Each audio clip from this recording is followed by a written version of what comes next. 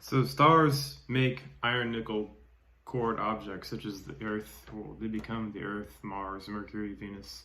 Those are very old stars. Some are dead.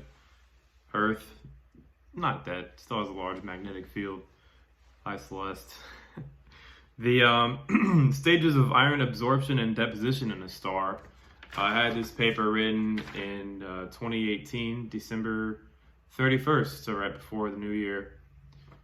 And I just wanted to review this real quick to let people know, because it isn't even talked about in astronomy circles at all. They just look at the iron-nickel core of the Earth and they go, it's geology, who cares? If they just knew that they're standing on the remains of a very old star, maybe they might understand what actually happens to stars. But they sort of live in a professional bubble of I don't know what they're doing. I don't know what they're thinking. This paper right here, stars deposit iron in 3 basic levels.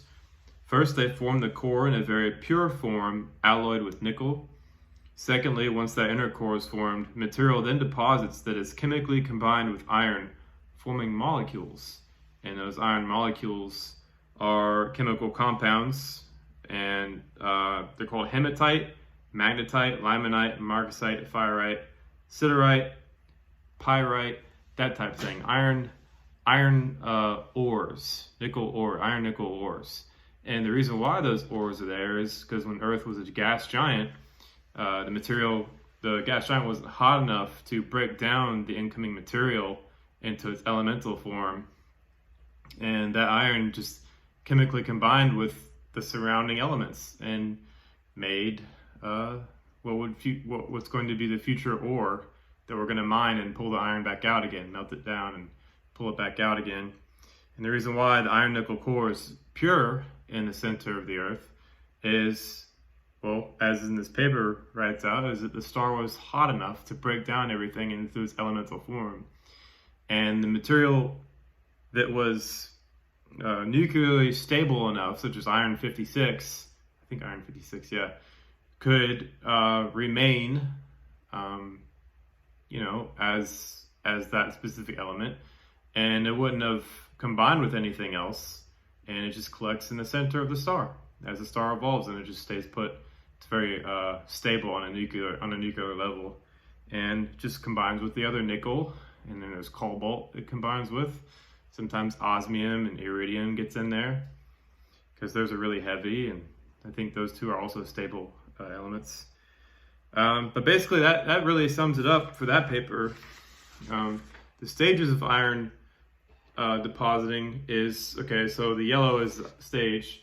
That's where the iron clumps together in the beginning. When the star is really hot, it can break down the iron and collect it in the center. And then you have the ore formation, where it combines with other elements chemically. That's why the mantle is composed of things like iron sulfide. The iron combines with the sulfur, and it just makes that compound. And then the last stage is where that fully formed object is there, and there's no real atmosphere there, and any incoming iron or nickel just lands on the surface, and we call those meteorites, or asteroids.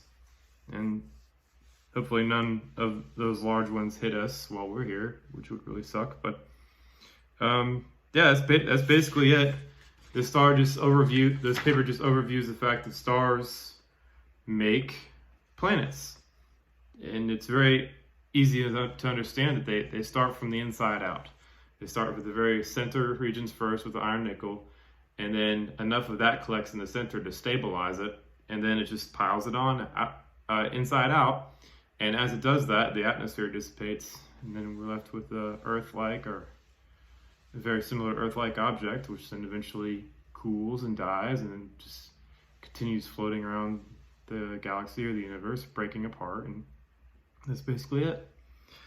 All right, guys, I'll link this paper to the bottom. Hopefully it overviews a very important aspect of this theory.